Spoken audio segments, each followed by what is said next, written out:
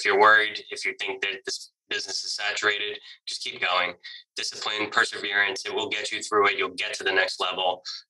It's not easy. I mean, this is a business. It's real. You're spending real hard-earned money, to try to make something work. But the community is always there for help. So anything you run into, just post it and people will quickly respond, and it's great. So it's really, thank you for getting that community established and keeping all these great people in it that are constantly helping. It's been, a pleasure to be a part of.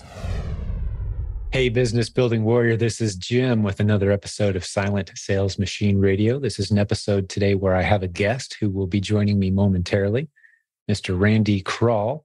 Recently, he had, his current 30-day rolling sales total on Amazon is about $53,000 at around 26% net margin.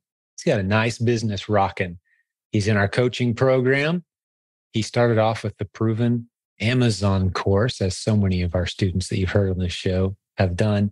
They did something else before they found us. And so we'd always like digging into that. And today's story is no different. It's another one of, you've heard so many of these stories around here, but another one of these people that put several $1,000s into a private label, what they thought was an opportunity, trying to learn Amazon, trying to launch a new product.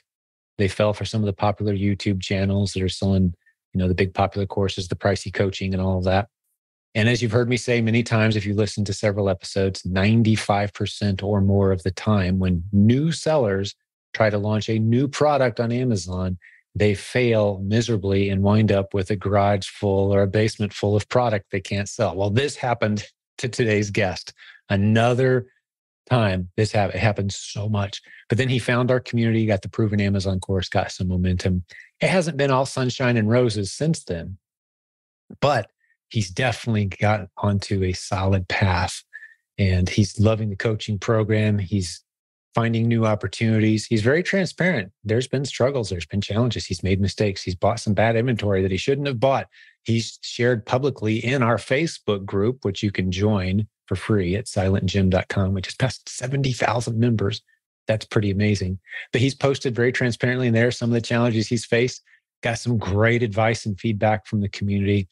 He expresses a great deal of love and admiration for this community. And it's probably too late for you to attend by the time you hear this episode, but our live annual conference in Louisville, Kentucky, theprovenconference.com is the website, August 12th through 14th, 2022.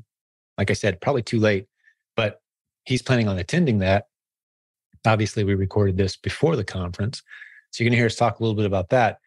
But I strongly encouraged him, even after we ended the recording, we talked a little bit about the best way that he could take advantage of the relationships he's establishing in this community. I encouraged him, get to know some of the people who are building businesses, build relationships, get yourself into a mastermind group or, just a circle of friends that have a Zoom meeting once a week or a couple times a week. Encourage each other, answer each other's questions, and spur each other forward with encouragement.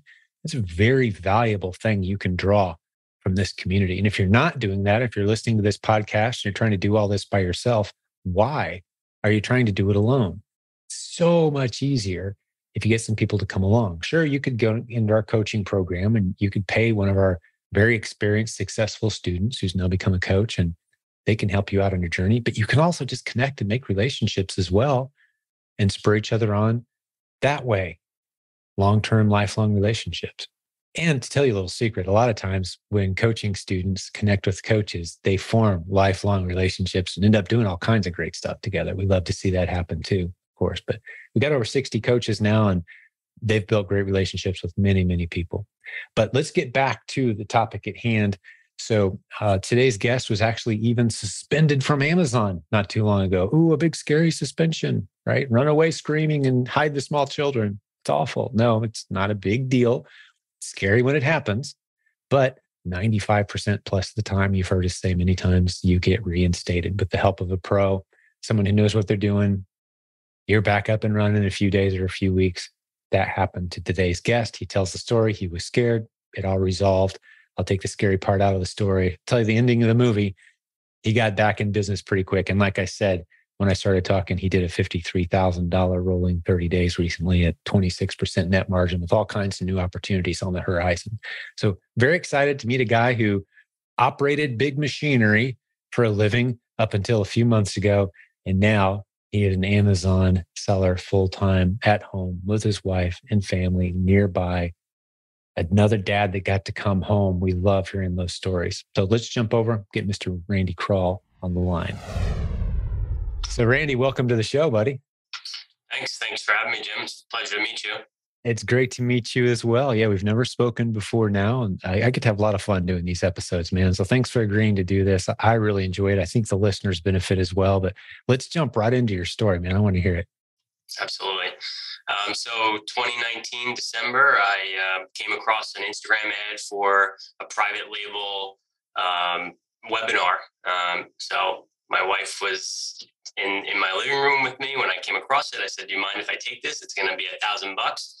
And she said, "If you think it's going to help, go for it." And I didn't even know what it was about, but I was willing to take a chance. I knew that I'd been reading about e-commerce. There's a lot of opportunity there.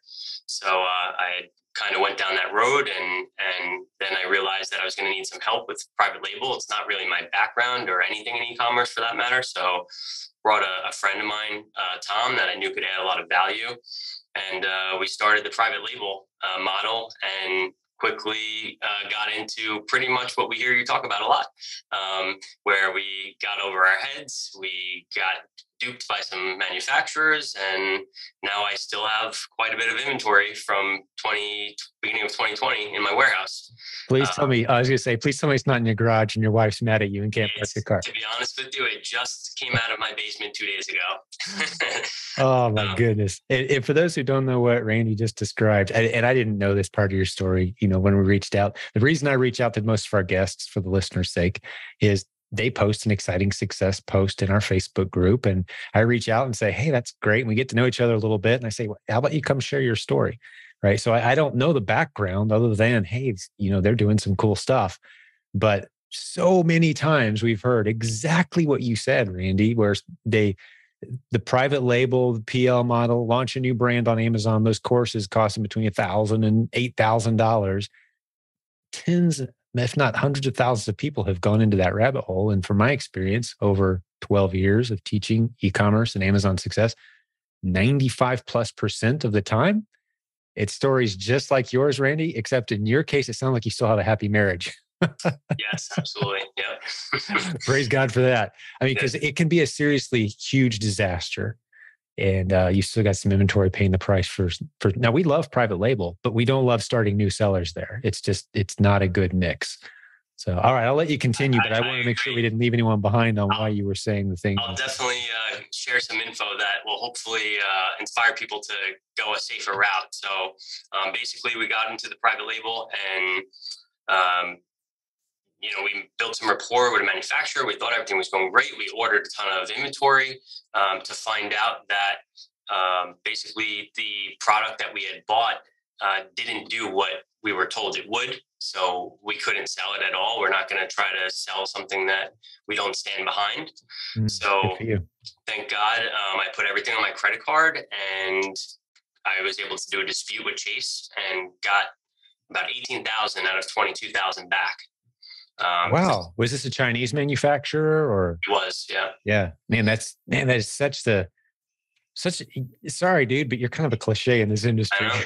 Yeah, no, I know. And honestly, I've heard that story so many times now, and it's just sad and tragic. I think I've got the working title for this episode in my head already. So yeah, I'm sorry you had to go through that, man. An expensive lesson, but it sounds like you got a big chunk of that cash back. That's nice. Yeah. We took a small loss, learned a big lesson, moved on, wound up still continuing with private label. We wound up doing a different product.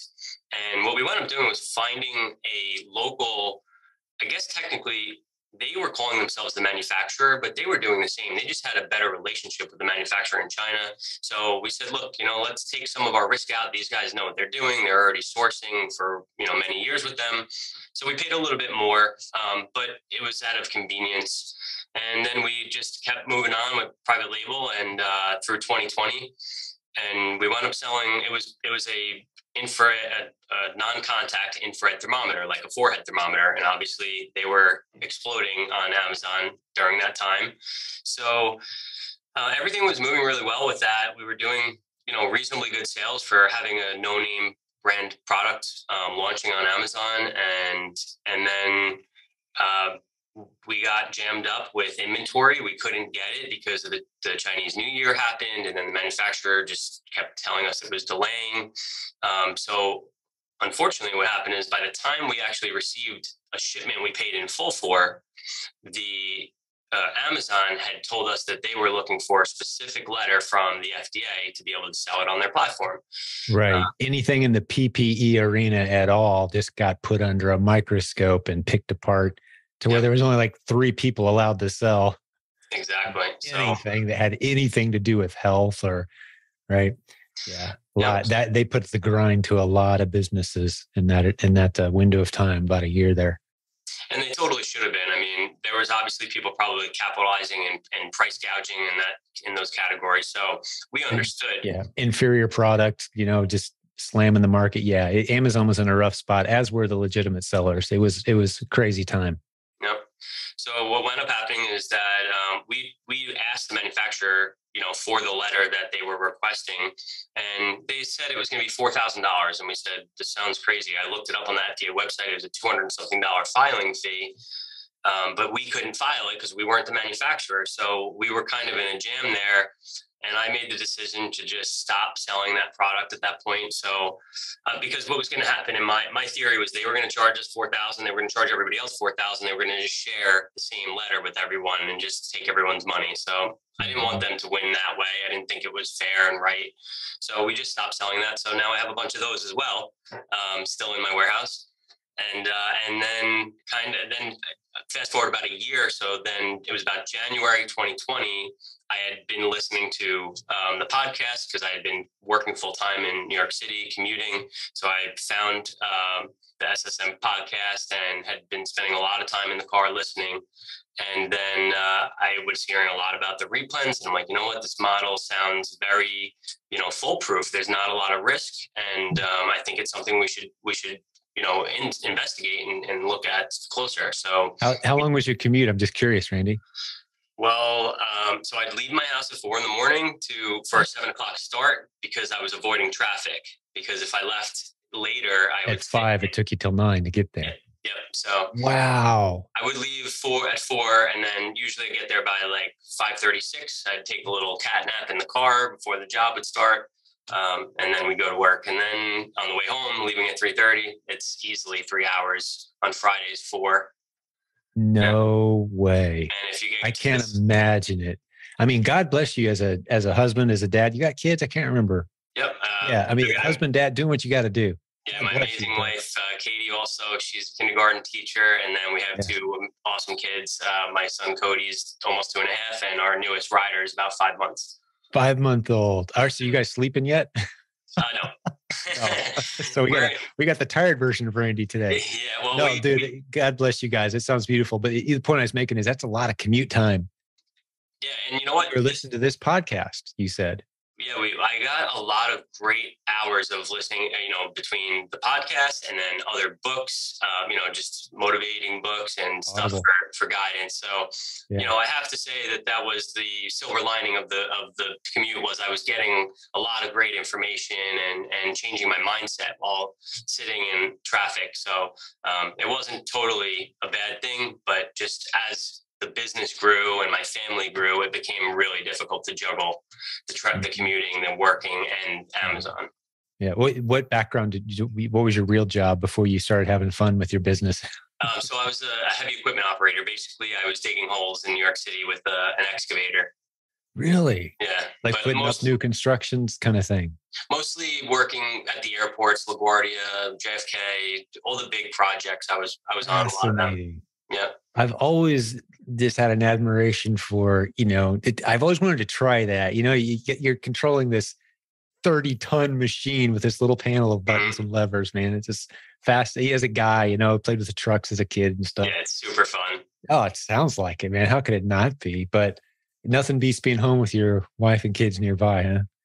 Yeah, I mean, that, when I started staying home more and working on the business. And, I would get laid off from work. That's the nature of the construction business. The job would end, it'd send you home and you'd wait for a new job.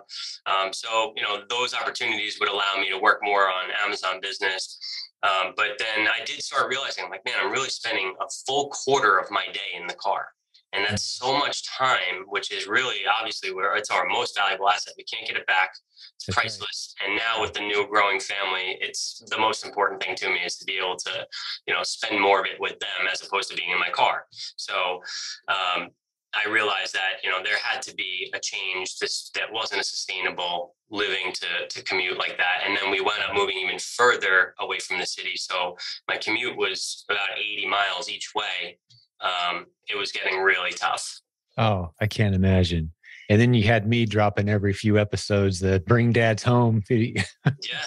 I mean, it totally inspired me. It's success story after success story. And it just was like, I can do this too. Like I totally can do this. And that was part of, my transition was I've been involved in other businesses. I needed something that I could grow, and the success relied 100% on my efforts. And that was when I realized that was what Amazon is. I was like, this is exactly where I need to be, because I'm a one-man show. I am starting to try to put some systems in place. I still need some help with that stuff, but I can see the path at this point, which gets me really excited. And this is the grind right now. This is all the, putting in the time and, long days. I'm still spending almost that same amount of time that I was commuting and working, but in my office, working for my business and growing my family, business that's going to provide for my family. So it feels so much more fulfilling, honestly, than to be just getting a paycheck, even though it was a good paycheck. Yeah. But I'm making somebody else a ton of money when I should just be focusing on building my own business. Let me ask you a question I like asking to guys or ladies. It's irrelevant, who it is. But when you made that transition from getting in the car, going to an office, spending the day doing what you do, getting in the car, coming home, the length of how long a day felt doing that versus how long a day feels now, did it change significantly? The biggest change is that, on Sunday, I'm bummed. I know my week's starting and I got these long commutes. Now it's like, I'm excited to go to the office and keep building my business. And, yes. That was the biggest thing that I recognized quickly. So yeah, I would say that just the fact that I'm working on what I own and you're not excited to commuting, do it. It's a much more fulfilling. I feel like I do feel like a completely different person. I'm not just in the hamster wheel commuting. It's a funny little joke I have with one of my buddies. He lives out of state and he calls me all the time, usually when I was commuting, and his question with me would always be like, are you racing? Like rat racing, because it's the rat race in New York City. And I'd be like, yep. And he's like, are you winning? And I'm like, nope. I don't think so. Not sure. So we don't have that joke anymore, but we have stepped out of the rat race. Yeah. I love it. Yeah. Well, because the reason I asked that question, I absolutely remember that Sunday night feeling. It would hit somewhere between 6 p.m. and 10 p.m. Just that gut, like weekend's over. Yep. Man, I got 5 days of doing what I don't want to do, but I got to do it, and I'm going to. Man, I don't want to. There's got to be something else. And I remember that feeling very well. But I also remember once I jumped into my own thing, the days flew by. Like another week, what just happened? And when I had the work, it was like, is it still Monday? Like the last 15 times I checked, it was Monday, and it's still Monday. Yeah. And now it's like, yesterday was Monday, right? No, it's Saturday already. Like what happened to that week? Because there's things fill up your day and you're having fun doing it, and it's so much more fulfilling. But not to rub it in, Randy. I mean, you and I are in a different phase of life, but seriously, anytime I bring this topic up, we're not saying this to beat anybody up. If you're doing what it takes to provide for your family, God bless you, man. Keep doing it. But in the back of your mind, I love you introduced mindset, Randy. You've got to change your mind before you can change your path, and then start stepping very slowly into these things that you hear us talking about with whatever spare time you do have. If it means giving up Netflix or dropping one of those video game hobbies you got or whatever. but start building something. All right. So Randy, let's get back to the business, man. I remember that you posted a success story. I don't remember what it was exactly, but let's start heading in that direction, man. So you failed a little bit with private label, learned some lessons, then you made some money with it, but it was still a grind. You got a bunch of product in your garage. Then you start doing replens. So beginning of 2021 is when, I think it was January, is when I signed up for the provenamazoncourse.com. I think it was $30 a month, and started looking at that content. Within the first month, I realized, you know what, there's so much here, and it's really exciting to try to start watching all this. But I feel like it would be great to have somebody come in and help me, guide me which content I should focus on, and just give me some more insight. So we wound up getting a replens coach. And so we started doing replens, a lot of RA. I realized very fast that it's great there's a lot of pros and cons with RA. I feel like the pros are that, you can't always source as many products online as you can if you walk in the store. It's on the shelf. You can put it in your cart and walk away. But then I started realizing I'm driving all over Long Island. There's tons of traffic all hours of the day, no matter what. And it just, between the driving, the sourcing, the prepping, it was becoming a lot while I was still working full time. So I started thinking, I also had been right before I kind of jumped into Amazon, I had been doing some house flipping and real estate investing. So I was saving some money, and I knew that I was going to try to make another change. And but I was in the middle of building a house and stuff, so I had to stay working full time for the W-2 income, and then also try to keep building the Amazon business. So I would say it was about maybe a month or two, so maybe getting into March. Was talking with my coach about replens and telling him kind of what my goals were. And he started suggesting that he thinks I should transition to a wholesale coach and kind of go that route. So we did that.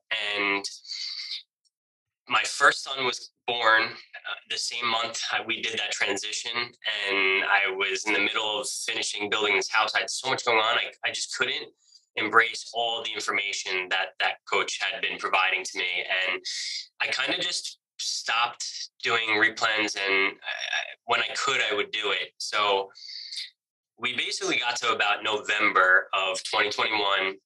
I think I did a total of about 38,000 in sales for the year with replens, which was still pretty good, doing it very, very part-time.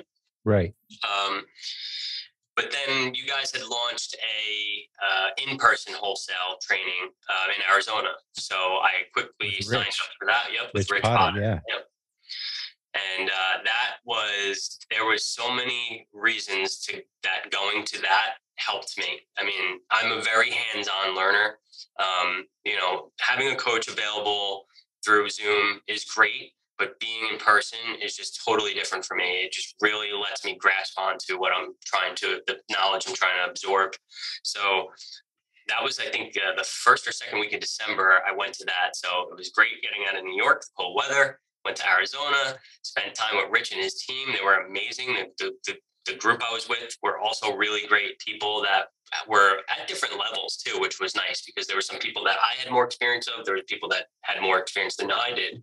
So it was a really good dynamic and a lot of great questions from everybody. And just the whole operation that he had going there worked well for me. And that was where it really set me off. Like I was like, this is definitely where I need to focus right now. So another thing that kind of happened, I came back from that trip and I got laid off the day before Christmas. I was kind of expecting it. It wasn't a huge surprise. I knew the job was ending, but I went on vacation with my family to Florida to see my mother. And then when I came back, I went to New York City to try to get a job to, go back to work full time. And they wouldn't let me work because I wasn't vaccinated yet. So I had waited because I wasn't around people. When I'm in a machine in the city, I'm not around anybody. I'm in a car commuting, I'm not around anybody. And then when I'm home, we're spending our time in our yard. Like we don't really see too many people. Right. So I just felt like it just wasn't good timing for me to do that. So after 2 months, I wound up getting vaccinated because I needed to go back to work. They weren't letting me work. So I went back to work. And at that point, I realized I've made so much progress with the business. Going back to work full time was like kind of counterproductive. And you had a hard time probably getting your heart back into it, knowing what was possible over on the other side. Right? Absolutely. I definitely had a glimpse of the potential at that point. So I reached out to you guys, and I think I was one of the original people that got one of the VAs. So I think my VA started in March. Program too. Yep. Awesome. So March is where things really changed. 2022. Yep. March 2022. Yeah. Just earlier this year. Here we are in August of 2022. So let me just fill in a couple of gaps for people who don't know. We've got a program that we do it once every few months, and it kind of fills up a small group, and we actually go out to Arizona and hang out with Rich and his team, and they can see a Replens operation running at scale. You're in the warehouse, you see the products, you see the team, you see it running a multiple $million business, just to kind of show you what's possible at scale.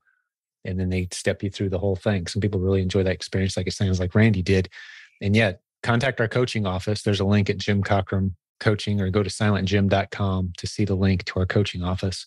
And we'll talk to you about that. Or you're getting ready to talk about the PRV program, we call it, ProvenReplensVA.com, where we train, vet, and prepare a virtual assistant who works for about $4 an hour to find profitable inventory for you. Sounds like that's what Randy jumped into pretty early on back in March. I think we started that program, like started ramping up in January, February, and then March is when we kind of rolled it out big. And so you would have been one of the first. I think we've had about 300 clients at this point as we're recording. So you'd been one of the first guys kind of jumping in on that. I'd love to hear how it went and where you're at.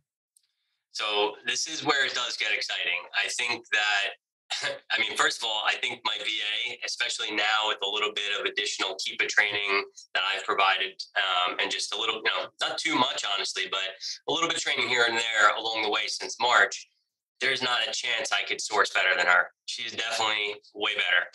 And it's amazing. And, just to give you an idea and the listeners an idea, I look at what she does on a daily basis, but at the end of every week, I go back and I just run on my Excel sheet. What did she potentially make me in profit per day based on if I could actually buy everything? And a lot of times it's like $1,000 a day in profit. But we also run into a lot of different, obstacles. Sure. Of course, when we're sourcing OA, we're running into quantity restrictions. We're running into OA, of course, being online sourcing instead of driving around, like you said, Long Island, right? Yep. Looking for hitting the store, you're shopping online.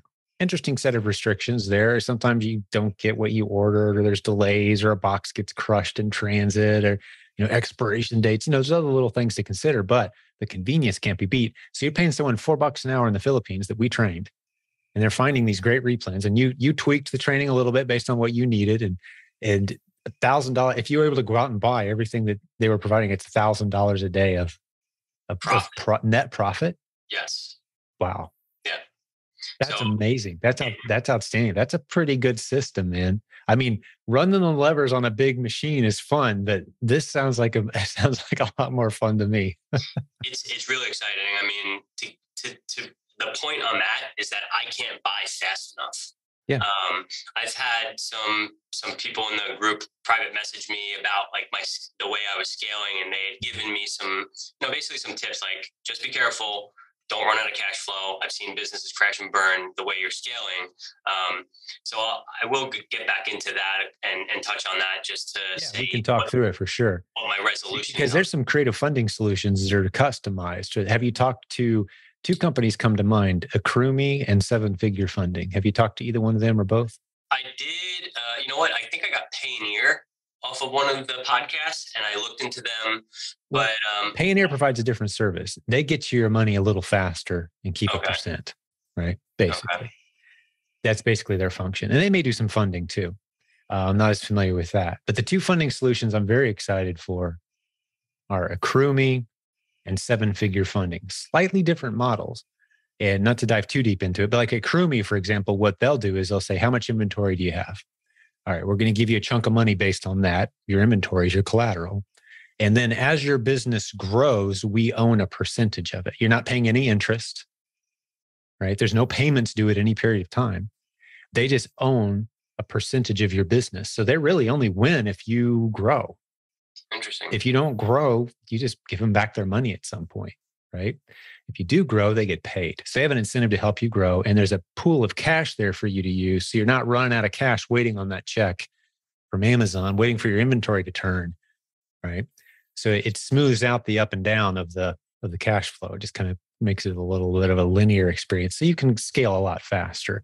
Makes a lot of sense. It's kind of like having, when I interviewed them, I don't know if you heard this episode, you should go back and catch it. I'll stick it in the show notes, the Akrumi episode. But I said, it's kind of like having a really rich uncle who just says, how much money you need? A couple $100,000? Okay, here you go. Turn it into 220 and give it back to me sometime. Take your time, right? It's kind of that, right? Okay. That model which is a really cool model. And what's cool for me, Randy, as I'm telling the story of the way they fund this industry, it's just more evidence of the validity of this opportunity. They love funding replens, business builders.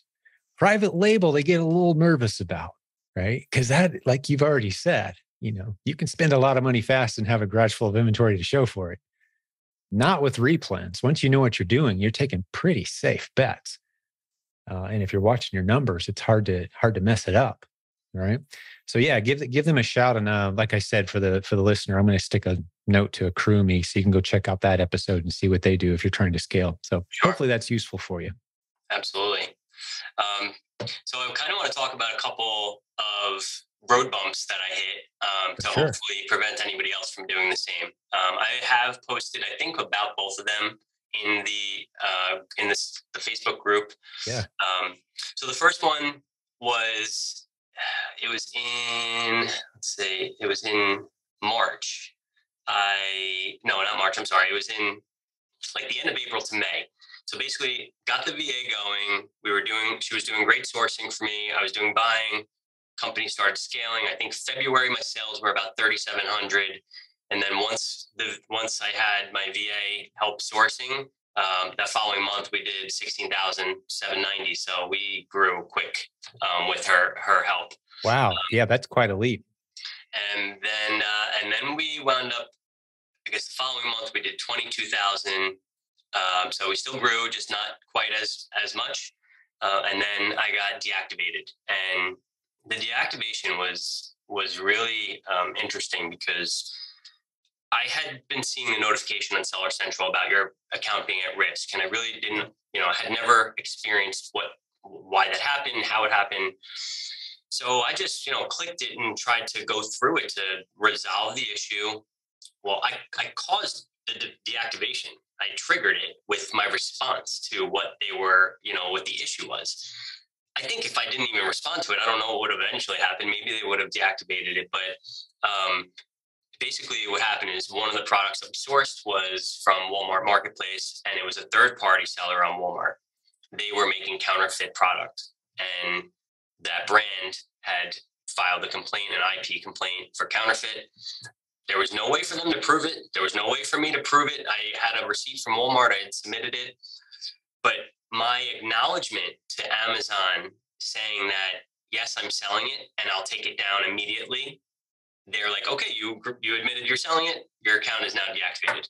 So it was suspended for, I believe, like 34 days. About a little, maybe 3/4 of the way through the suspension, I had reached out in the group, asked for help because I didn't know what to do. And I got linked up with Scott. I forget his last name. I think Scott Magoulias. Yes. Yeah. So he was great. He helped me out a lot. He was actually kind of impressed how far I had already gotten with my appeals. So he was great. He stepped in, revised everything I was doing, and, we got to the end of it. And sure enough, luckily got that deactivation lifted, and back the first month, I think the first day I did over 1,000 in sales, which probably was one of my first days even doing that. And then did about a $20,000 month once that deactivation was lifted. So good for you, man. And let me just fill in a couple gaps for the listener. If you've been around a while, you've heard me say these things before, but suspensions, yeah, they happen. Are they permanent? Almost never. Almost never. even if in this case, and you were selling counterfeit goods, you didn't even realize it. A lot of times when people hear counterfeit, they think that you're doing it on purpose. We sold a counterfeit item through our account at one point and discovered like, wow, really? We thought we got that from a legitimate source. No, it was counterfeit. So we had to go through the steps. But you get a good guy like Scott or Jeff Schick. He'll be at our Proven conference as well. Both those guys are going to be at our conference, which will have already happened by the time this episode's released. August 12th through 14th, theprovenconference.com. You can still get the videos. Both those guys are presenters.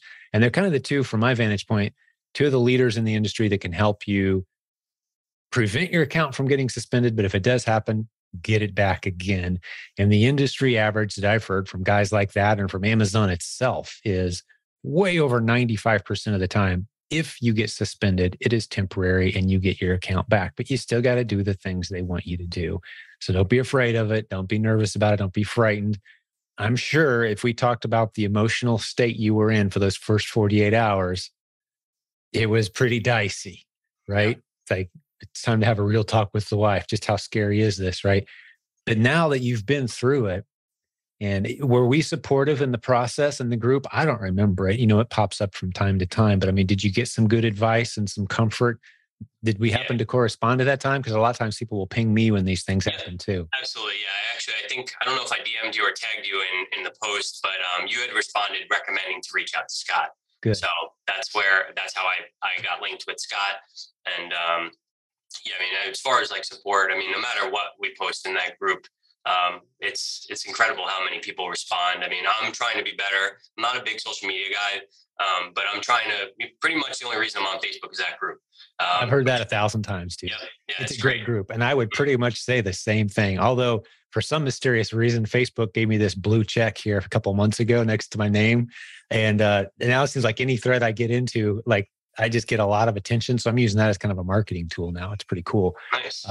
But other than that, if I could throw Facebook out the window and never need it again, I'd do it in a heartbeat. But it is that free Facebook group. We just passed 70,000 members. There's a link at silentjim.com. Jump in there. We're very picky about who we let in. We kick spammers out with no remorse. We boot them long and far. And so it's just a bunch of really good business builders who are in there, trying to build businesses, coopetition. That's what Nathan says, our coaching, coopetition. Like we're all in the same business, but we don't see each other as competitors. We're cooperative competitors, basically playing in the same arena, teaching each other what works without saying, hey, everybody, let's all go sell the exact same widget. Well, you can't do that. Well done, man. You got through it. And here we are. What month did you say that was? That was in pretty much May, June. Yeah. Yeah. Like April to May. So to make things worse, as that suspension was active, I had already placed a very big order for furniture with a wholesale distributor, and the margins were incredible on this furniture. Amazon had not been on it. The margins were like 45%. The sell-through was going to be probably 40-something days. So I did not take your advice and go inch deep, mile wide. I went as deep as I could go and bought a lot, which there's a piece sitting right behind me still because I can't sell it all. So that was like, it was like every worst scenario I felt like was happening to me. My account was suspended. It was a $25,000 furniture order, and I could not send it into Amazon. They restricted my extra large restocking inventory, the category for shipping. So I had posted in the group about this, and I think you had messaged me saying, normally I don't allow these type of posts, but because I want some people to learn from your mistake, I'm going to let it go. And really, I did that to you, huh? I do that more than people realize. Like, hey, there's a lesson here. Okay, we'll make an exception. It's a valuable lesson. It really is. And it does go to show that. Sorry if you felt beat up. No, a good coach beats you up every once in a while, though, Oh, listen, if I told you the story of my younger working years, the people I've worked for, the abuse I've taken, it makes you a stronger person. It's good for you. Thank you for having a good attitude about it. Sometimes people get on a huff and they kind of go away when we push back a little bit, but it's all in the best interest of the community, 100%. But we're trying to build a a group that serves everyone, without creating unnecessary drama or friction. And it's like herding cats a little bit. So sometimes we make mistakes, but there's about 70 of us that moderate that group. And I think we do a fairly decent job of it. So Absolutely. but I'm glad we were able to help you out. So you posted, hey, I bought all this furniture. Remind me what that was again. And Amazon's not letting us Amazon wouldn't let you send it in. Were they not letting you merchant fulfill it either? So I was able to merchant fulfill it, but they were owning the buy box and not sharing, and they're still doing it to this day. So right. To go back to the community for a second, once you allowed that you approved the post, I got tons of messages, people trying to help, which was amazing, and just goes to show how supportive this community is and why I love it so much. I mean, more than a dozen people easily had messaged me right away saying, hey, let me know, tell me how I can help. And my first question to everybody was, check your extra large restocking inventory limits, because I had never sent anything in that was considered extra large. And to be honest with you, the smallest box weighed about, I think it weighs 45 pounds, but it's 36 inches long by 24 by 6. So it's oversized. They're considering it when you go to, your limits on the shipping side of Seller Central, it says extra large. Mm-hmm. Still to this day, I have one unit in, and I'm only allowed one unit, and Amazon will not sell it. I dropped the price $100 less than Amazon. They will not sell it. I'm about to just buy it, I guess. I don't know what to do. Maybe if I buy it, they'll increase my limit to 2, and then I could buy 2 more of my own stuff. They won't give you the buy box. A customer could select it. But customer could select it. But they won't give you the buy box. No. And it's an FBA. It's one unit in FBA. Everything else I listed in FBM, which I don't really have much experience with, but I knew that, I don't have too many options. So I went to eBay. I kind of explored Wayfair, just trying to think outside of the box, but didn't really get involved. And then of course, Facebook Marketplace, right. And then FBM, but I have not sold one FBM. And I sold almost half at almost cost in the past month on Facebook Marketplace. So I kind of feel like, it's not a total loss. I still have a lot of inventory I'm sitting on, unfortunately. But honestly, this became the blessing in disguise. This became the necessity for the warehouse, the office, and the transition out of the job. I was like, I'm sitting on a lot of capital that I could be using to build the business, and now I'm stuck. And I need to take this on and just get involved and put 100% of my efforts into this, because, I'm in a jam now. So that's what I did. I wound up reaching out to a friend who I knew had some commercial space close to my house. I'm only a 15-minute commute now, which is amazing. That's awesome. And he had plenty of space that he wasn't occupying. So it worked out. And to go even one step further of how, these crazy things just turn into another opportunity, he happens to own a franchise that's somewhat nationwide. And one of their products is a proprietary granola product that he approached me about being the brand representative for their company for Amazon. So now we've been in the process of developing their packaging, and I just moved into their warehouse, and now I'm going to manage their whole entire account for Amazon for granola. Selling through your account or theirs? Theirs. Beautiful. So you're doing the PPP model too. Did you go through that training? I did not yet. You have to. You'll love it. Jonathan's our coach now. Bricker. Yep. Nice. He's a neighbor of mine. I don't know if you knew that or not. He's from right here in this area. But definitely that's quite a story. But yeah, anyway. So you take the good with the bad. I still have some furniture, but I'm in this building that is, creating new opportunities, and there's more than that with just this company too. So it's just great. And it's like phenomenal. I said, it became the blessing in disguise that I didn't expect. Yeah, those little challenges, those little mountains in the rear view mirror, which are just molehills, always. Exactly. But they turn out to be such blessings because of the relationships and the lessons, and you'll move this inventory at some point. I mean, because of this podcast episode, you may have someone reach out with some ideas, but have you tried running paid ads? I am. Okay. Against just cranking up the per click and just seeing what happens? I spent around $100 on ad spend in a week. And they wouldn't give you the buy box? I got zero sales. The only way for you to lose any money with the ad is if you actually did have the buy box, because they won't run the ad unless your product is in the buy box. Okay. Right.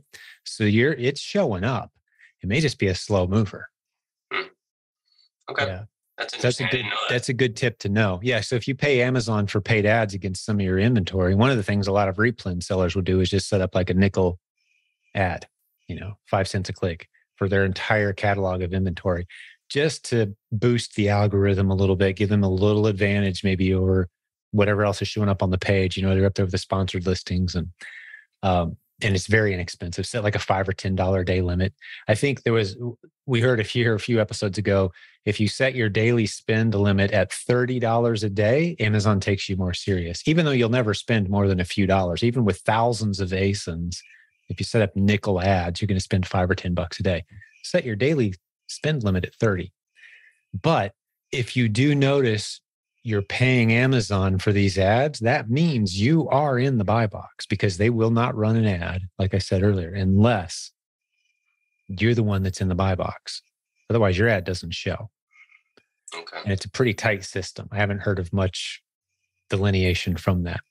So just an idea, just trying to, because sometimes if you can get that first sale and tip the scale in your favor to where the algorithm kind of notices you, then you can kind of start to see something.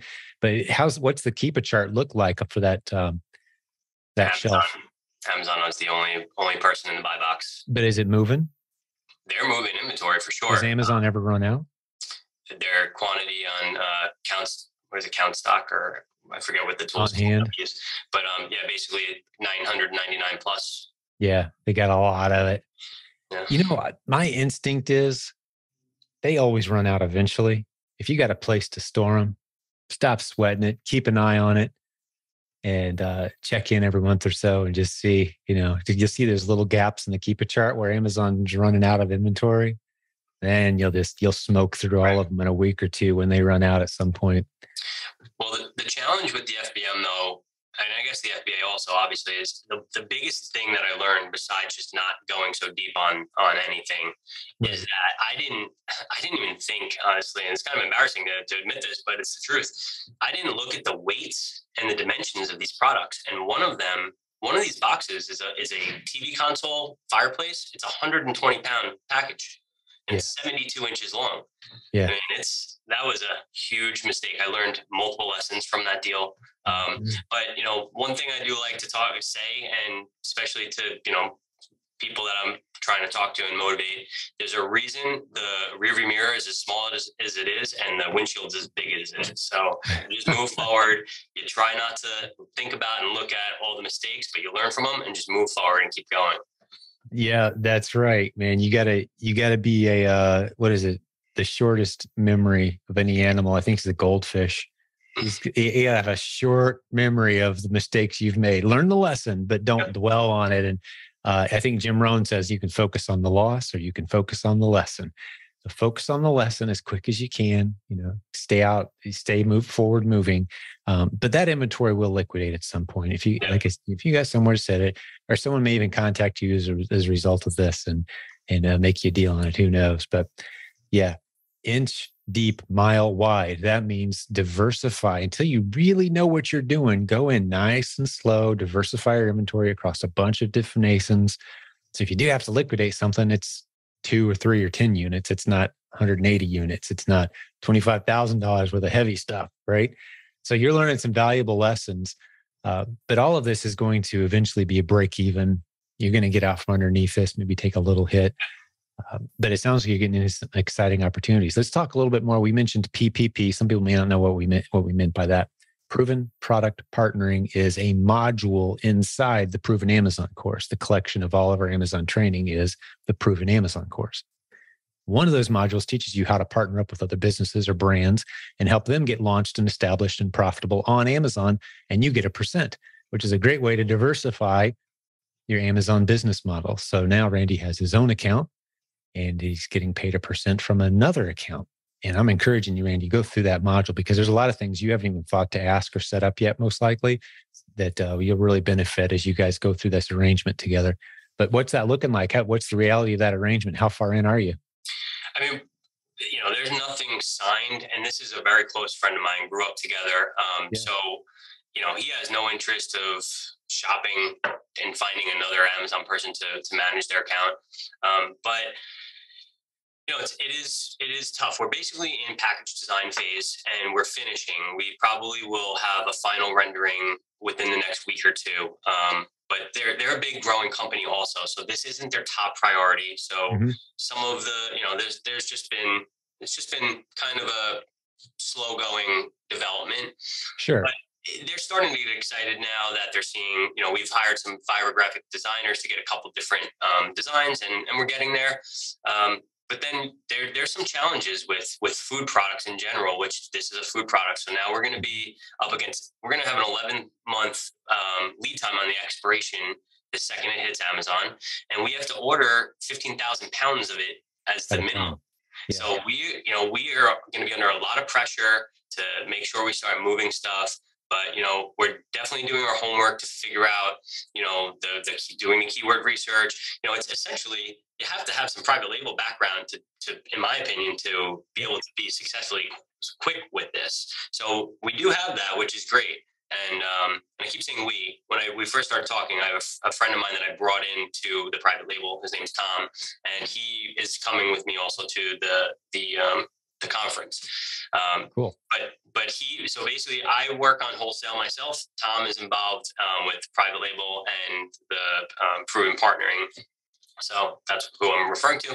But basically, I think it's going to be a very successful venture. We know that it's a long-term thing. I've kind of set some expectations on sales for them so that, it's just, there's other granola companies that are kind of an artisanal granola and they're doing very, very well.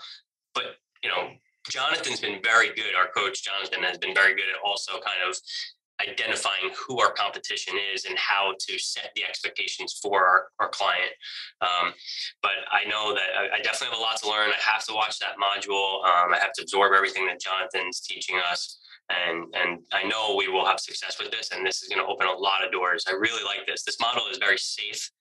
If you know what you're doing, you can be a very valuable asset to a brand and a company, and you don't have to spend any of your money. It's just exactly right. Yeah, I'm glad you pointed that out. That's the next thing I was going to point out is you're basically making a zero risk proposition to these companies. It's a true win-win with no upfront cost. Yep. Although sometimes we do see in the PPP model, you'll say, hey, I need $5,000 upfront to get everything set up. But your first few gigs, like, hey, it's not going to cost you anything. I just want a piece of what I'm about to build here. And you do the research, do the work. And I'd be neglectful if I didn't point out the fact that Humminbird could be an asset for you or anyone else who's talking about this. I'll stick a link in the show notes. It's a company I have a vested interest in. It's run by my longtime coaching director, Nathan Bailey. And we've got a team of virtual assistants, graphic designers, keyword research, bullet points, A+ content, videos, all the advantages that you can get launching a brand. We've launched some big boy brands out of Humminbird, seen some crazy success stories. But that's not for newbies. That's not for new sellers. It's not a magic button for people who are saying, I want to launch a brand. I'm going to call Humminbird and launch a brand. No, you need to learn the basics. You need to stub your toe and bump your head in the dark a little bit and figure out the game like Randy's done. And then you can start to experiment with some of those things. But we like to see people putting money in the bank as they learn these skill sets versus coming in cold and putting a bunch of money at risk. That's great, man. You've learned a lot of lessons and taught us several really cool things today, buddy. I love the challenge of your story, and it sounds like you're into something pretty awesome. What's your goal for this year? Like, what numbers are you shooting for 2022? What do you think? My goal when I started, basically in like February, I set a goal for 100,000. Year to date right now, we're at 126. So we've exceeded that. Our 30-day running sales is 53,000 with 20.98% profit margin.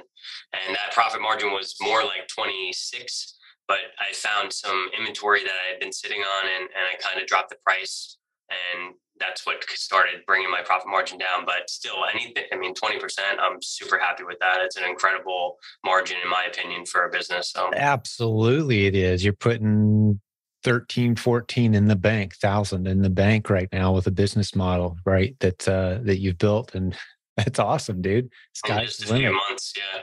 Upward trajectory. Yeah. And you really been going at it since, here we are in August, since about March, here a few months ago. That's when you were suspended for a full 30 days in there.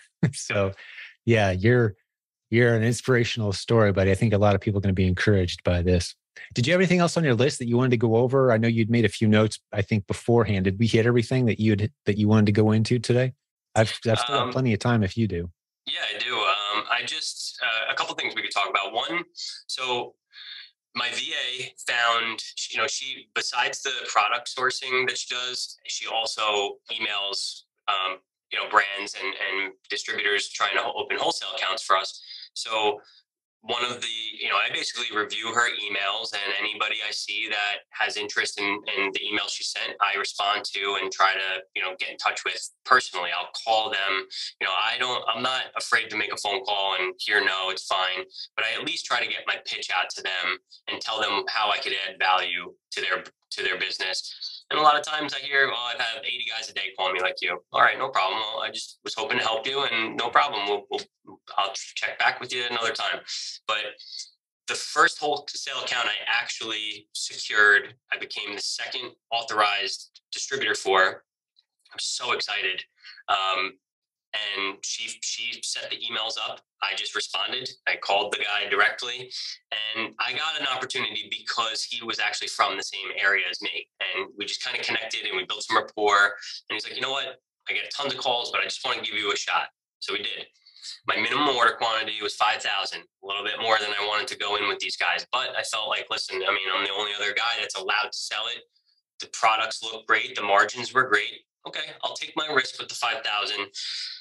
Well, since then, I have sold a couple dozen of their products, and I just had a meeting with them last week because I screenshotted all the Keep It charts on all the SKUs that I was selling on. And I sent them to this guy and I said, listen, you see what's happening here, right? You're putting 20 sellers on these products now and they're tanking the price. I said, why is this going on? Why are you guys doing this? The price has been consistent for a year, no issues, multiple sellers on it, on some of them. And they're basically saying that they're struggling. They have one major distributor. That's their only guy besides me that they've authorized on their bigger SKUs. And they tell me that they're trying to get these sellers off. They don't really understand what's going on. Fortunately, I'm not going to take a loss on this stuff. It is a product that has expirations, but they have offered, because of my commitment to them, I showed them that I had quarterly ad spend set up for their brand. I don't know. I was losing $100 a week in ad spend, and I don't know. I think they're moving product. I mean, the Keepa shows that they're definitely moving product, but I wasn't getting any of the sales. So I'm not sure what was happening with the ad spend, but they're offering to buy 2 of the 4 SKUs that I'm on back. And I offered to keep the other 2 because I think with the season coming up with fall, one of them is like a pumpkin product. So I feel like I can move it and do some ad spend and get it gone. But I just thought that, they kind of respected that. I stuck with them. I made a big order right up front. And although I didn't move as much as the product as we both had hoped, they're giving me about half of my money back and taking the product back. So that was kind of disheartening though, because it is my first and my only real wholesale account. I still need to get more involved with wholesale. But again, like just I get so much on my plate with the proven partnering, and now the wholesale, the OA business / wholesale business scaling. It's a lot managing the wholesale and OA, and then trying to learn and grow the brand management side. It is a lot of work. I need help. I need systems. I need to get to that point. That's why I'm excited about the conference. I feel like I'm going to meet people that could give me insight on how to pivot and get to a more comfortable position. I feel a little restricted with the amount of knowledge I could absorb in a short period of time to be successful and, keep my commitments and keep my company growing. So, but that's the Keepa thing it's just so crazy how you can watch listing after listing. You see the sellers go up and you see the price tank, listing after listing. I don't know why. I feel like those are just unexperienced sellers because you don't have to do that. So there's certainly frustration there, and the misconception among a lot of sellers is, and I have a few thoughts based on everything you just said, but we'll start here. The misconception is if I'm the lowest price, I'm going to get the most sales. With Amazon, the buy box rotates. You can be 5 or 10% above the next guy, and you're going to get not only a better margin, but almost the same amount of sales, if not just as many, if there's a lot of sellers. But so many sellers don't understand that. So, they set their repricer and it just kind of races down. But what inevitably happens on those ones they're good for a while and they kind of race down. If you revisit them a month or two later, everybody who was not making any money and got frustrated and got out of it, they're gone now. And so here it comes again, back to stability. So it's kind of the cycle of pricing. If you hang out long enough, revisit these SKUs, you're going to notice that pattern where they do bounce back into profitable territory for you.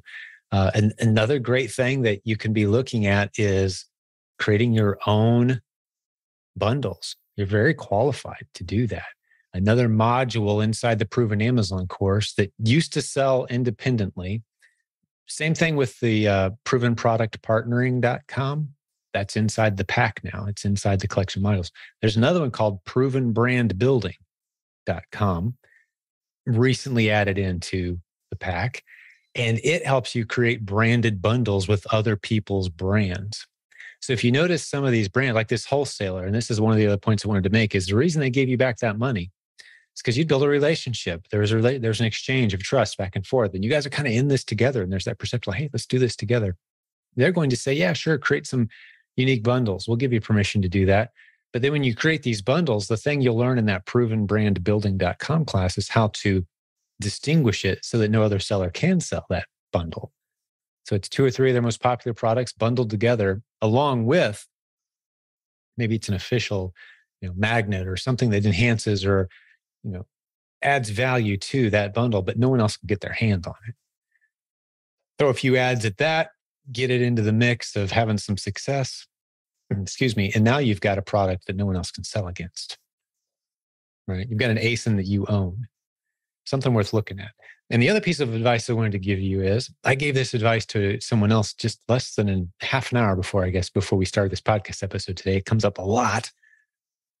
And the reality of multiple streams of income is there's always going to be other things you can focus on that aren't working yet, but man, they might someday. And I'm going to spend some time on those. That's the exciting projects. You've got to become very disciplined about spending at least minimum 60%, if not 70 or 80% of your time focused and paying attention to the stuff that's working. Keeping it rocking, keeping it growing, keeping it stable, checking in on the people that are making those wheels turn every day. 60 to 80% of your time stays there. And then you get your experimental time. You got to be disciplined about it. Maybe it's a day a week, 1 day a week that you go over and you look at the moving the ball forward on launching the granola and moving the ball forward on calling some wholesalers that may or may not work out and the experimental stuff. The rest of the time, you're hammering away on what works. So you've got your foundation nice and strong to support the other things. Because as entrepreneurs, sometimes we drift into the world of what if and dreaming and bigger, and we neglect the stuff that's working, and you can regret that. I've talked so many times, and I'll have people tell me their story, and it used to be good, and now it's not. And when they tell me those, it used to be good and now it's not stories, inevitably they stop paying attention to what was working. To go for something a little bigger, a little more interesting, a little more passionate about what's over. Like, no, do what works, bolt it down, build systems, put good people in charge, automate it, systemize, and then go talk about, spend some brain power. Does that help? I mean, it's a unique discipline that we have to develop. 100%. I agree with you. And that kind of brings me into my next question is, I feel like I'm kind of at the point where I need to probably start utilizing prep centers because I'm a one-man operation here. And well, my mom comes and helps. She's snowbirding in New York for the summer. So I'm fortunate to be able to have her in the warehouse doing some prepping for me from time to time. But most of the time I'm doing it all on my own. And, at the level I'm at, I just feel like I could probably afford to relieve some of my duties and put it on a prep center. But I've been a little I just feel like I haven't been able to take the leap. I don't know what's holding me back. Maybe it's because I'm nervous. Like, how do I send test buys to prep centers? And some prep centers have like minimum requirements of how much you're sending to them. And, one of my best selling products, I just found out yesterday that I'm doing over 10,000 a month on that with this one product, and it's discontinued. So I now have to find something to replace that, or I'm going to start, my business is going to go down. So now I'm anxious to see what else I can get moving and hopefully pick up the slack there. But I don't know how to transition to the prep center and how to send test purchases to them and make it cost effective. And I don't know, I'm in a funk at that point with there. I feel like once I figure that part out, this is going to get even much larger for me and more exciting, but yeah. I don't know how to get to do the leap, honestly. Once you step out of the fog and you kind of climb whatever the current mountain is, trust me, there's always another mountain right next to it, ready and waiting. And you're thinking, man, who do I need to call to tackle this one? The solution to every challenge you're going to run into is a person, though. And that's true in all business arenas, but it's a person. So the fact that you're coming to our event, which by the time this episode's released is either happening right now or has recently happened, August 12th through 14th, theprovenconference.com. But you're going to be there, Randy. You told us that. There's going to be a handful of prep centers there. They have these conversations all the time with new clients. You just need to have a conversation with a few of them and you'll be surprised. But I also don't want you to fall in the trap of thinking that, the bigger lesson of what I'm about to say is any chance you have to incrementally change your system, do it versus big dramatic changes. Big dramatic changes are scary. Little incremental changes and testing small, sometimes it's not possible, but when it is possible, you're very wise to understand the numbers, break it down to a math decision, and take little incremental steps.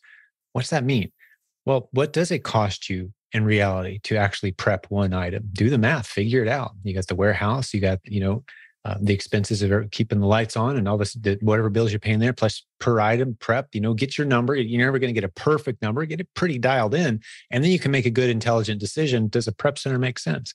Just paying someone else a couple bucks per item, and I can close my warehouse. Does that make sense? Right. Or maybe it makes sense for them to handle some of your inventory. Or maybe they would make an exception for you if you're only sending 2 or 3 different kinds of SKUs. So you send the bulk of your easy stuff to a prep center and they handle that. And you handle the weird stuff here, right? There's all kinds of ways to do it. But inevitably, it's going to be knowing your numbers and having conversations. Get as accurate as you can with your numbers and then have conversations with people who've been doing it a while. Don't get excited about somebody that's launching a prep center next week and like, hey, I want you to be my first client. Like, that's kind of experimenting and I don't know. Talk to somebody who's been doing it a while. They're kind of established. Get in there with them. And like I said, we've got a list at prepcenternetwork.com. There's going to be all kinds of resources in the show notes today. I'm writing myself a note here so I don't forget to add it later. Prepcenternetwork.com is a list of all of the known prep centers where, for those who don't know, if you're listening to this and have no idea what a prep center is, it's just where you send your inventory and they get it ready for Amazon for you. And you pay them a little bit of money to do it. Sometimes it may make more sense, Randy, to just use the neighbor across the street. It's got an extra space in their garage. Hey, you looking for some extra work? That could make sense as a transition. What a lot of people end up doing is a little bit of this and a little bit of that and a little bit of this. And they're using a few different prep centers and they kind of diversify their risk that way. So I don't think there's a magic button you're going to push and go, yeah, Jim said use a prep center. Use this one. Boop, problem solved. It's not that. It's always slow transitions, conversations, experimenting, not going in too deep with any one direction until you know it's working. And that really is the gig, It's always entertaining for me to kind of hear people say, well, if I could just get my business to this point, I think I'll be at a place where I can fill in the blank. And you'll always, and then at some point you'll stop saying that because like as soon as I get my business to this point, I know full well that whatever lessons and challenges I've experienced so far, the next one's waiting. That next dragon, it's got to be slayed. And, and there's the reward too, obviously. But as soon as that dragon slayed and you collect the reward, like, all right, what's next? Oh, great, a bigger dragon. Didn't see that coming. I mean, that's the gig. But it's just so rewarding to go down this road. That's why I call us business building warriors, right? Warriors conquer things. They overcome obstacles. They get up when they don't feel like it. They surround themselves with comrades and encourage them. And they rely on the contagion of courageousness so that to continue the fight, right? So you're doing a great job, man. I love the path that you're on. You're in a community that's here for you, and you've already experienced that support a few different ways. I love that we kept it very raw and real today. It's not Thank all you. sunshine and roses, free money falling from the sky.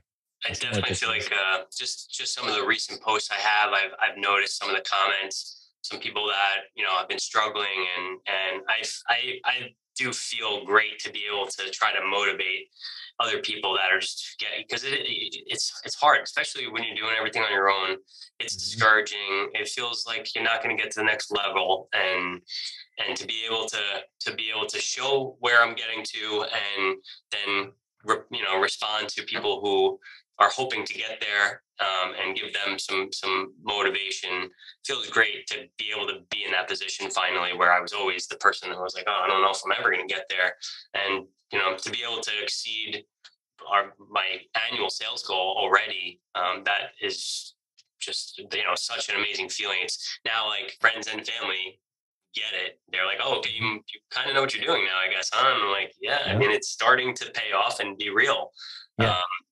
So, I mean, and something you're doing almost instinctually that I hope listeners pick up on is you're having conversations, you're meeting people, you're building relationships. You're not afraid to get on the phone, you said. I actually recorded a podcast episode. It's probably 100 episodes or so ago, but I call it the secret power, the secret superpower that so many e-commerce entrepreneurs ignore. Pick up the phone and have conversations, face-to-face, Zoom, something, anything.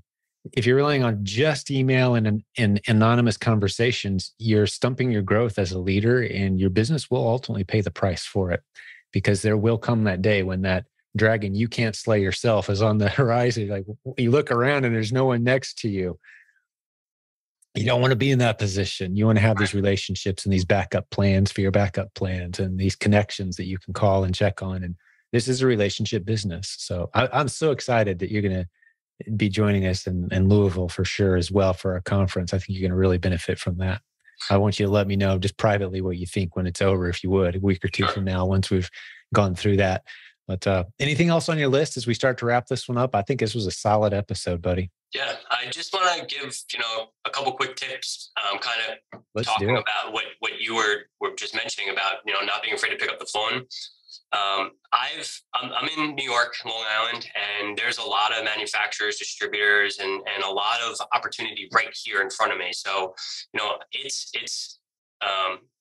you should try to focus, I think, sometimes on your immediate surrounding. There's always opportunity. Sure. You say it all the time. You could walk in the gas station and find a replen, but sometimes if you're in an area, you could walk, go around the block and find a distributor. I've heard plenty of podcasts where the people in Brooklyn, people in the city, they just riding their bike and they found an amazing distributor. But one thing that I always say when I call, and I think it goes a long way with the person on the other end.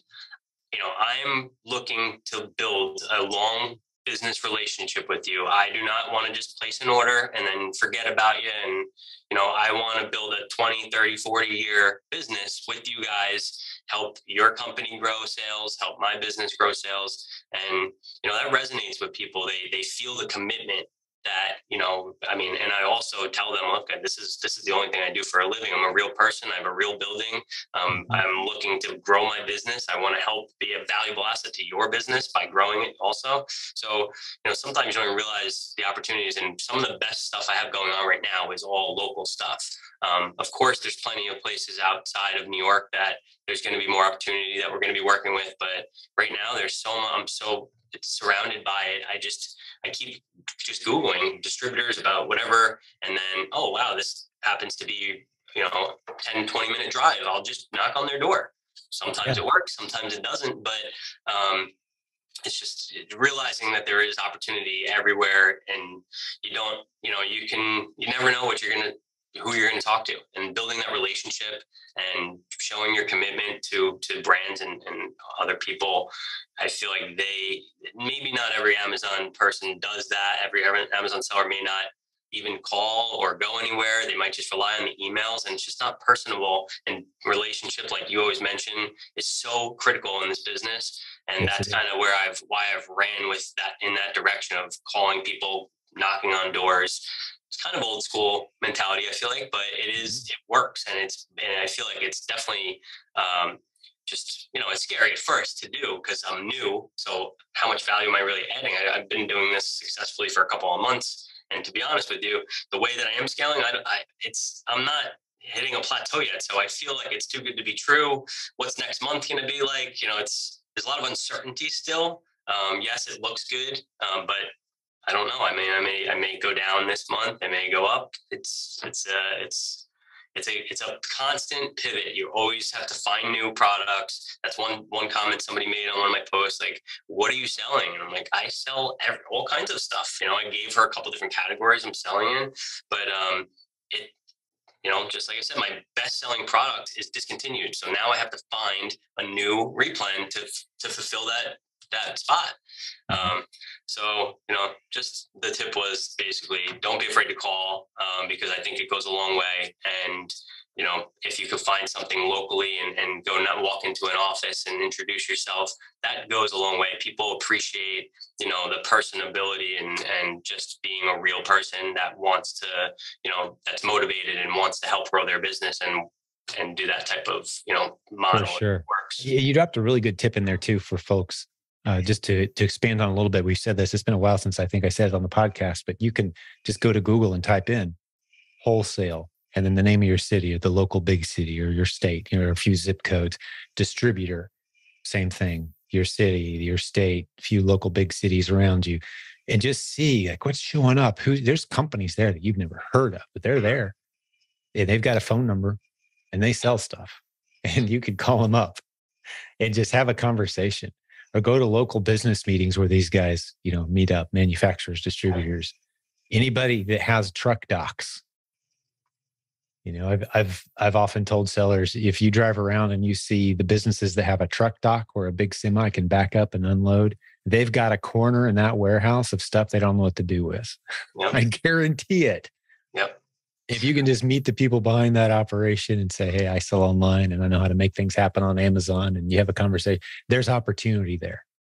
But it involves relationships, getting to know people, calling. If you stick to the beaten path, it's a little harder. But the beauty of this business is we start people out on the beaten path and they do pretty good.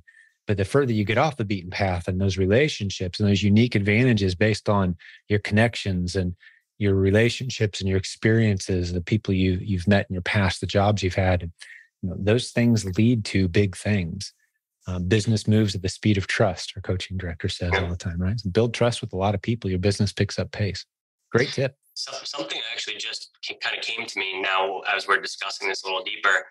If you think about it, any retail store you walk into, whether it's a gas station, whatever it is, they have a distributor. Somebody's delivering all their goods. So you could really walk into any store and just say, hey, would you mind sharing who's bringing your product in here?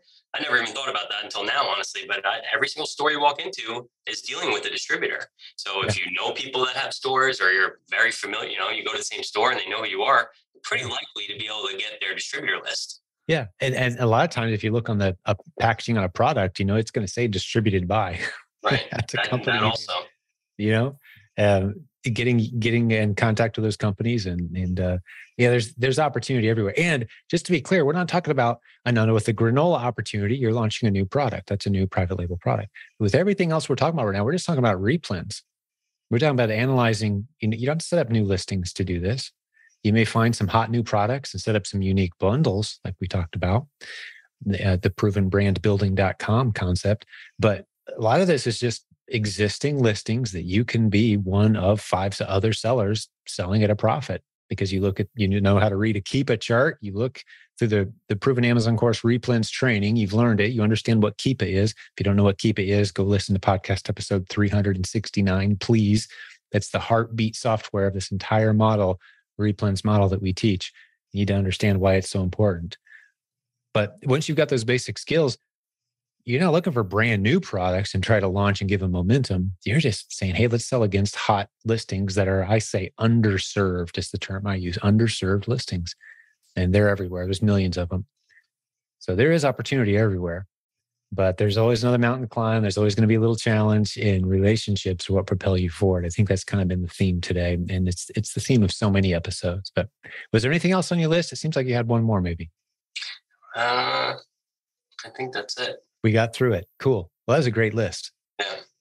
You did a great job today, buddy. This is a really good episode. I think this is one of those episodes where people might have to listen a couple times and kind of scroll around. And I've got 8 of these, that I got to type into the show notes today. My little notes here I've been making while we've been. So if you ever notice me looking off the screen and look like I'm doing something, I'm making notes for myself because I'm not going to remember everything we said. So I can get all these show notes put together. But you did a great job, Randy. Appreciate it, man. Thank you. I really appreciate it. I learned a lot.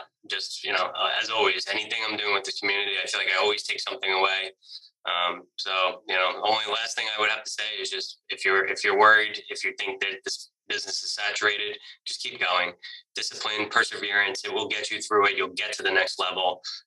It's not easy. I mean, this is a business. It's real. You're spending your real hard-earned money, to try to make something work.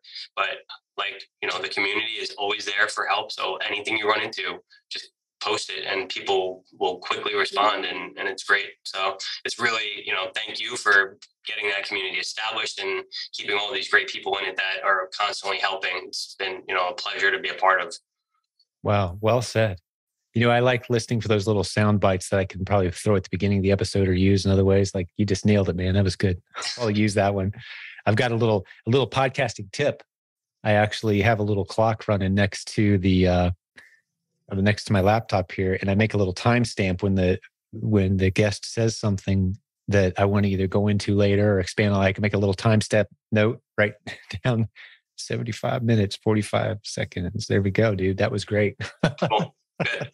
I appreciate it. And I do very much value that kind of feedback, buddy. That tells me we're doing the right thing around here as far as guarding the culture. I can't take responsibility for hardly anything around here, except we did a decent job of keeping out the clowns and the people with, spamming type of activities. And so it's just a good group of business building warriors hanging out, helping each other. And that's a special community for sure. But let me talk to the listeners for just a second. Thank you for hanging out with Randy and I today. We really appreciate it. You gave us a very valuable asset, as Randy said earlier, some of your time. That's no joke. That's a pretty serious commitment to have spent that much time with us today. We're grateful for that. And I hope that I can continue to bring you incredible value for that time invested. I think if you pay attention to the lessons, regardless of whether you're on Amazon or not, there were some really good lessons today. But if you want to build a serious e-commerce business, we certainly can help. So jump over, take advantage of the free resources at silentjim.com. Our podcast, if you're watching on YouTube right now, our podcast, a lot of the episodes are audio only. So if you jump over to silentjim.com, you're going to see that we have a bunch of episodes you haven't heard yet. Some great guests like Randy today telling their story, but we didn't turn on the video camera for a lot of them. So they're just audio. And we've got our free Facebook group, which we talked about. We just passed 70,000 members, really good people from all over the world. This is a global opportunity. We'll welcome you in with open arms if you want to come join us and you're serious about building a business. But on behalf of the team, podcast team, we blew past 500 episodes recently. We all had a big celebration for that. We're so grateful for how you've helped this show grow. Thank you for being a part of it. And Randy, once again, man, great job today, buddy. I appreciate you, my friend. It was my pleasure. I'll see you in a few days. You got it. To all the business building warriors, God bless you. We'll have another great episode for you again real soon.